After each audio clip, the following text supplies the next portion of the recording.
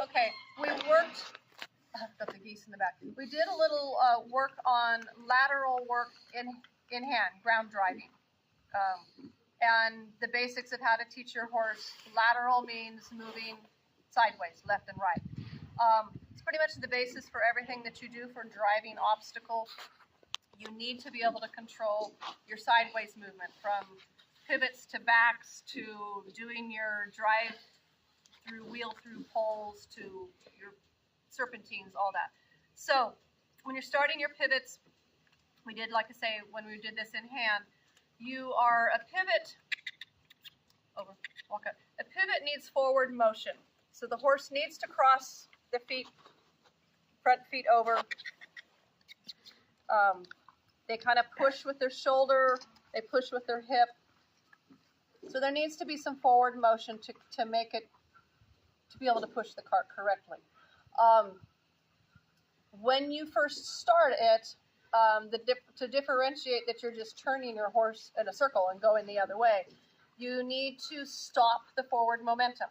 So you hold your horse to not let them step forward when you're in the beginnings of teaching this. I'm going to tilt his head to his right.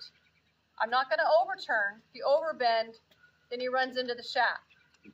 He needs to more or less push with this right shoulder. I'm going that way. I'm going to tip his head. Now I'm preventing him from turning all the way around by pulling on my left rein. And I'm going to try to prevent him from stepping forward. And I use the word over. You can sometimes do a little clucking or tapping him a little bit to move forward. You can use your whip to help tap this hip to make him go that direction. So I'm going to start by tipping the nose to just to where I can kind of see his right blinder, his eye. And now I'm going to just cluck, tell him over until he takes a couple of steps. And then that's good when you're starting out. You can do the other side. Tip this way. Don't let him overbend. If he bends over this way too much, you're not going to be able to get him, he's not going to be able to move his shoulder.